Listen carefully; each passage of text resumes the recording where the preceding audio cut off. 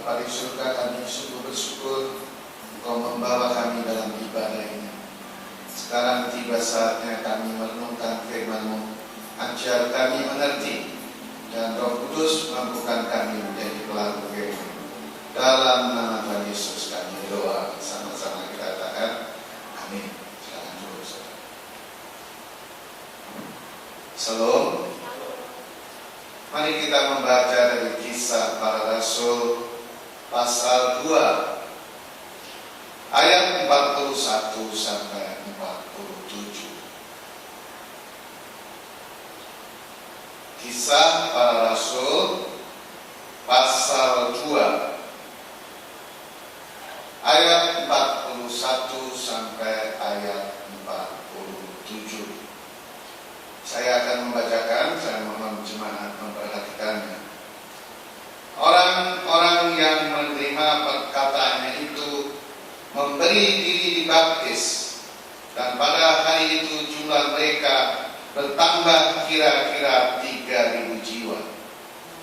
Mereka bertekun dalam pengajaran rasul-rasul dan dalam persekutuan, dan mereka selalu berkumpul untuk memecahkan roti dan berdoa.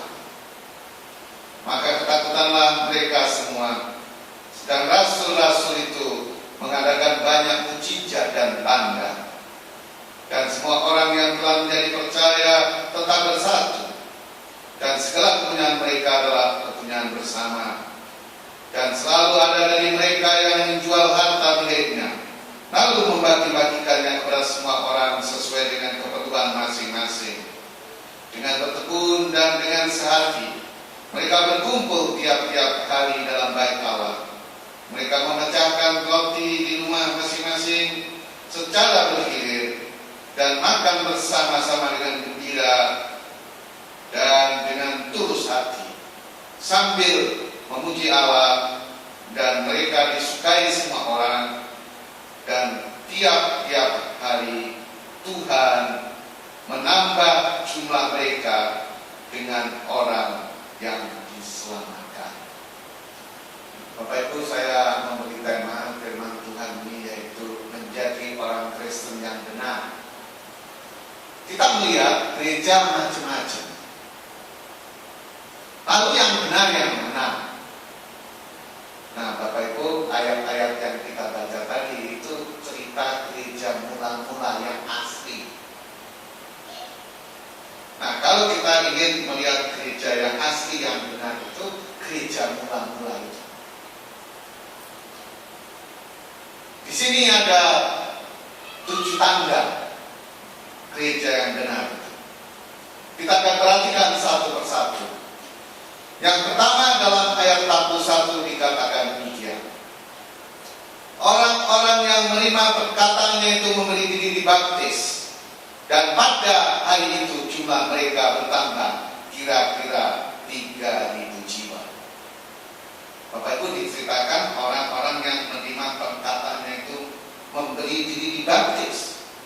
Perkataannya mana? Tentu ini cerita tentang khotbah Petrus. Petrus khotbah menggebu-gebu. Saya perhatikan kalau ayat-ayat sebelumnya, misalnya ayat 36, itu khotbah Petrus. Ini gereja mula-mula. Jadi seluruh kaum Israel harus tahu dengan pasti bahwa Allah telah membuat Yesus yang kamu salibkan itu menjadi Tuhan dan Kristus. Ketika mereka mendengar hal itu, hati mereka sangat terharu. Lalu mereka bertanya kepada Petrus dan rasul-rasul yang lain, apakah yang harus kami perbuat, saudara-saudara?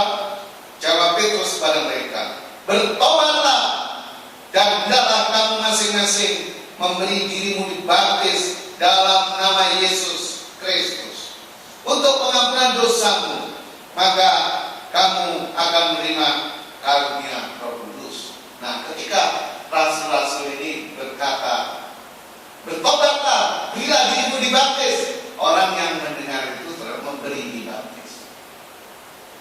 Bertobatlah, berilah dirimu dibaptis. Jadi intinya Bapak Ibu, kalau orang ingin menjadi orang Kristen yang benar itu tidak harus dimulai dengan pertobatan. Nah, tanda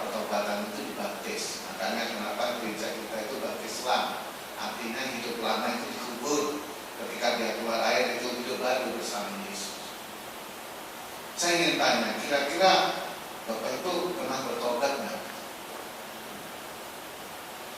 Biasanya orang bertobat itu begini, ya. Wah, hidup saya ini salah, nggak benar ini.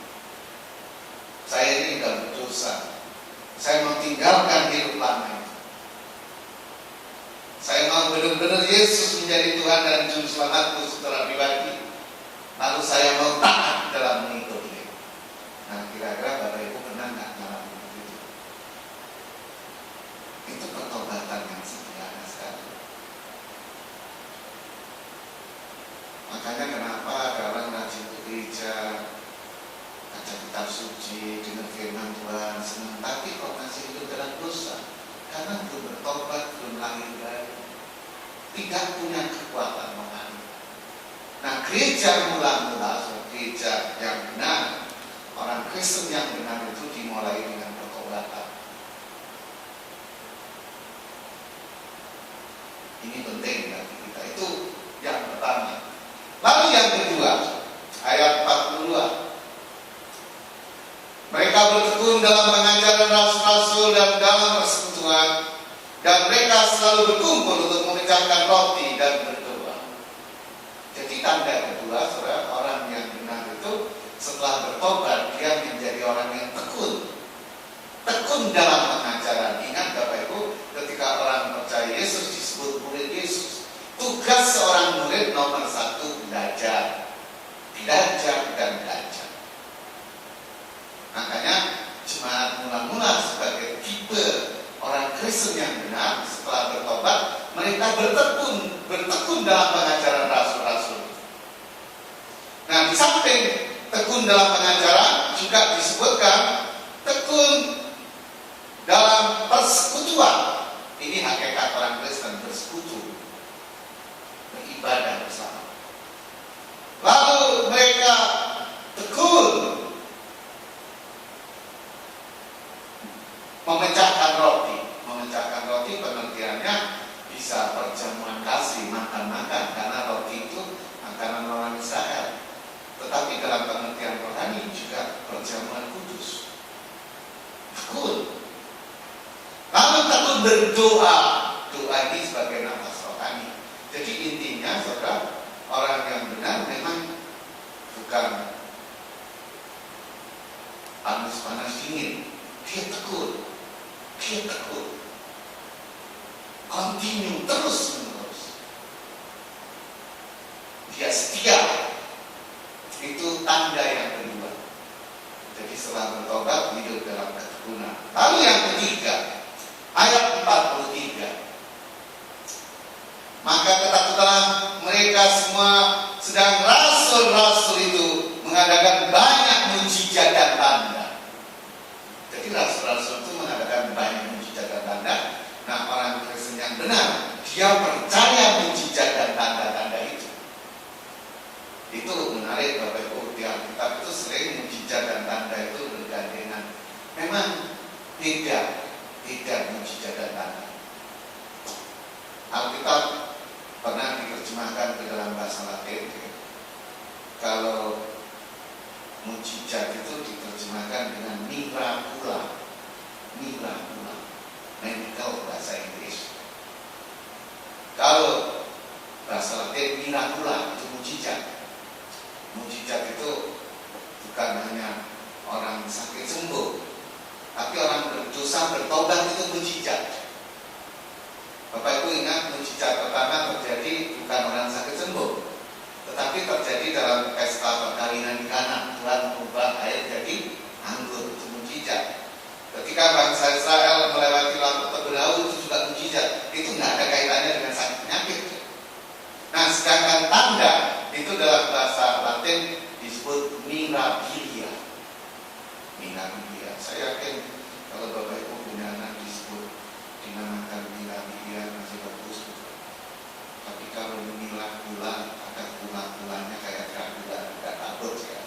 Tapi itu mujizat. Mirabilia itu mujizat. Mirabilia itu tanda. Jadi tandanya orang mengalami mujizat itu ada perubahan. Oh, Tuhan sudah sayang saya, Tuhan sudah buat mujizat pada saya, maka saya akan cinta Tuhan, saya akan serius dengan Tuhan. Jadi kalau orang sembuh tapi terus tidak ke gereja, itu mujizat dari mana itu? Ini penting bagi kita. Karena orang Kristen mula-mula sebagai tipe orang Kristen yang benar, setelah bertobat mereka tekun, karena tekun mereka mengalami mujizat dan tanda-tanda itu. Saya sering mengalami mujizat, keluarga saya mengalami mujizat. Dulu waktu saya pacaran dengan istri saya, baru seminggu kira-kira pacaran itu, pacar saya ngomong gini, "Mas, saya harus terus terang sejak awal." Saya bilang, "Ya harus terus terang, Mas. Saya ini sebenarnya tiap hari minum obat." Saya bilang, "Ya jangan berganti obat." Tapi dia bilang gini, "Saya kalau nggak minum obat pingsan, nggak kuat." Saya bilang gini, dalam cinta ada mujizat. Terus diam-diam dia nggak minum obat, pingsan beneran. Pingsan beneran. Terus saya kayak ditegur Tuhan, saya, "Kamu hamba Tuhan, anti obat. Tapi kalau jemaat punya apotek jual obat, kamu mau terima persekutuan?" Dokter selalu pakai obat, kamu mau terima uang dari dokter? Apakah ibu-ibu yang melahirkan yang nolong pendeta atau dokter? Ibu-ibu waktu melahirkan yang nolong pendeta atau dokter? Dokter, dokter bisa dipakai juga. Akhirnya saya bilang, "Dan minum obat adalah," walaupun saya percaya mujizat 100%, ternyata dia tidak pingsan. Terus kemudian kami nikah. Waktu pertama kali makan, istri saya bilang gini, "Mas, mulai hari ini saya nggak minum obat ya, Bu." Saya bilang, "Saya sudah lama itu ada nggak minum obat." Gitu. Terus dia bilang gini, "Soalnya saya sudah punya suami, kalau pingsan ada yang nolong." Saya bilang, "Suami tugasnya bukan nolong orang pingsan, dalam cinta dan mujizat." Ya benar, dalam cinta dan mujizat. Nah sejak itu kami sudah nikah 29 tahun, sampai hari ini sekali aja nggak pernah kumur. Makanya sore yang sakit-sakitan cepat nikah, saya yakin mujizat aja. Karena orang nikah itu senang, ada teman hidup. Makanya nikah itu jangan berantem, kalau berantem bikin sakit. Nah gereja mula-mula orang yang bertobat dalam ketekunan, dia belajar firman Tuhan, dia tekun bersekutu, dia tekun dalam perjamuan kasih maupun perjamuan kudus, lalu dia tekun dalam berdoa, dan mereka mengalami mujizat dan tanda-tanda itu. Lalu yang keempat, ayat 44, "Dan semua orang yang telah menjadi percaya tetap bersatu." Ini ciri khas orang Kristen benar. Bersatu, kompak. Karena apa? Karena dia dilahirkan oleh satu Bapa, oleh satu Roh Kudus, satu Tuhan. Maka orang Kristen tidak boleh berantem. Karena orang Kristen itu punya Tuhan Raja Damai. Nah orang Kristen pertama itu bersatu, kompak. Tuhan Yesus sendiri mengatakan, 2-3 orang jika sepakat minta apapun dikabulkan oleh Tuhan. Saya tidak setuju orang bergairah perpecahan demi perkembangan. Kenapa perkembangan harus pecah? Padahal Tuhan Yesus berdoa, "Bapa, supaya mereka tahu, supaya kita bersatu, sehingga dunia percaya bahwa Engkau yang mengutus aku." Tuhan Yesus itu kesatuan. Makanya Bapak Ibu kalau diajak bertengkar jangan mau, karena Tuhan kita itu Raja Damai. Saya sudah nikah 29 tahun Bapak Ibu, tapi saya tidak mau bertengkar dengan istri saya, dan ternyata bisa. Makanya ketika saya dengar pendeta bilang ini, saya nggak pas. Pertengkaran dalam keluarga itu adalah bunga-bunga cinta. Menurut saya bunga busuk itu. Masa pertengkaran bunga cinta? menang hidup dengan cinta. Karena firman Tuhan mengatakan alangkah baiknya dan indahnya bila saudara dia bersama dengan rukun. Kesanalah Tuhan memerintahkan berkat kehidupan sampai selama-lamanya. Nah, jemaat mula-mula mereka kompak bersatu. Ini sebagai contoh orang Kristen yang benar. Makanya orang Kristen jangan masuk dalam pertengkaran. Firman Tuhan ada yang mengatakan sedangkan seorang hamba Tuhan tidak boleh bertengkar. Bapak Ibu, hamba Tuhan itu bukan hanya pendeta. Ketika kita tidak dirahamba oleh dosa, ketika kita tidak dirahamba oleh kuasa kegelapan, kita menyerahkan hidup kita pada Tuhan, kita itu menjadi hamba Tuhan dan tidak boleh bertengkar lagi. Karena hamba Tuhan itu membawa damai, karena Tuhannya yang dirajaan. Nah, orang Kristen mula-mula seperti itu. Mereka bertobat, mereka teguh, mereka percaya mujizat, dan mereka hidup bersatu. Lalu yang kelima, dalam ayat 45 dikatakan, dan selalu ada dari mereka yang menjual harta miliknya, lalu membagi-bagikannya kepada semua orang sesuai dengan keperluan masing-masing. Intinya, orang Kristen yang benar itu saling tolong-menolong. Dalam Galatia 6 ayat 2, saudara, firman Tuhan mengatakan begini, bertolong-tolonganlah menanggung bebanmu, dengan demikian kamu memenuhi hukum Kristus. Jadi kalau orang nggak mau nolong itu jahat. Kalau orang nggak mau ditolong itu sombong. Hidup kita ini banyak ditolong orang. Misalnya waktu ibu kita mengandung kita, terus dia hobinya main voli, nggak mau berhenti main voli, kita nggak jadi orang gugur. Jadi sejak dalam kandungan sudah ditolong oleh ibu. Waktu lahir ya ditolong oleh dokter atau oleh bidan. Waktu belajar jalan juga ditolong oleh orang tua, oleh kakak. Waktu belajar nulis juga tembok-tembok juga coret-coret. Tolongnya jangan di situ skill. Ya. Setelah remaja mau kenalan nasir temennya aja ditolong temennya lagi. Makanya ada maconan. Kalau saya nggak mau jadi maconan karena saya bukan mama, tapi banyak maconan. Nanti nikah juga ditolong dengan Mbak Tuhan diberkati. Bikin rumah ya ditolong tukang-tukang, ada insinyur, ada arsitek. Mati juga nggak bisa kita bilang saya mau jalan sendiri aja nggak bisa. Makanya orang yang mau ditolong itu sombong. Yang nggak mau nolong jahat, dia sering ditolong orang lain. Makanya orang Kristen yang benar itu tolong menolong satu dengan yang lain. Yang punya uang bantulah yang nggak punya. Yang nggak punya uang jangan morotin yang punya. Doain, bantu tenaga, bantu pikiran, bantu apa, saling menolong. Itu hukum Kristen. Dan jemaat mula-mula sebagai tipe orang Kristen yang benar juga tolong menolong satu dengan yang lain. Lalu yang keenam, ini tanda keenam orang Kristen yang benar. Setelah dia bertobat, dia tekun dalam pengajaran, tekun dengan yang lain. Dia percaya mujizat, dia tetap bersatu, dia tolong menolong satu dengan yang lain.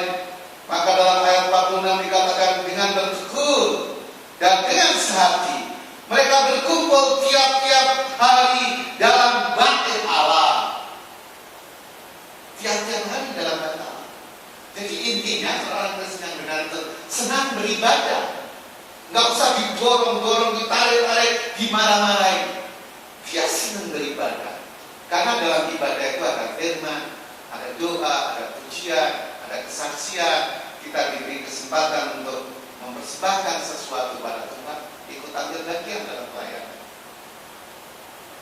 Jadi Bapak Ibu, kalau kita punya keluarga, ibadah harus marahin, kita udah siap, anak belum mandi, itu anak-anak itu tanda-tanda belum benar hidupnya.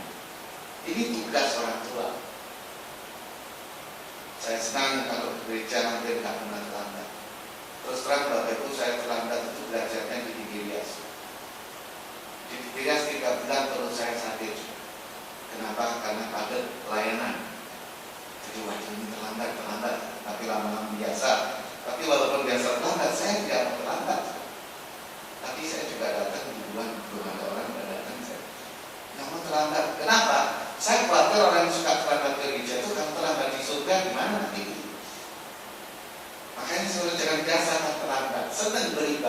bersuka cita. Karena kita ingin bertemu dengan Tuhan. Makanya ibadah itu cari Tuhan, bukan cari pendeta. Pendeta bisa diganti, Tuhan gak ada yang ganti. Dan kalau Tuhan hadir, mujizat pasti terjadi. Lalu yang terakhir, ayat 47. Sambil memuji Allah dan mereka disukai semua orang. Disukai semua orang. Dan tiap-tiap hari Tuhan menambahkan jumlah mereka dengan orang yang diselamatkan. Jadi intinya Bapak Ibu, orang Kristen yang benar itu kehadirannya menjadi berkat, disukai semua orang, bukan dilempari orang. Nah, karena dia disukai orang, maka Tuhan menambahkan jiwa-jiwa untuk diselamatkan. Oleh karena itu Bapak Ibu, sifat-sifat kita yang buruk, karakter kita yang buruk, kebiasaan kita yang buruk harus ditinggalkan. Supaya orang suka bahwa kita ini memang ikut Tuhan. Memang kita ini anak Tuhan. Bukan dibenci, disenangi. Itu sesuatu yang indah. Itu orang Kristen yang benar. Disukai banyak.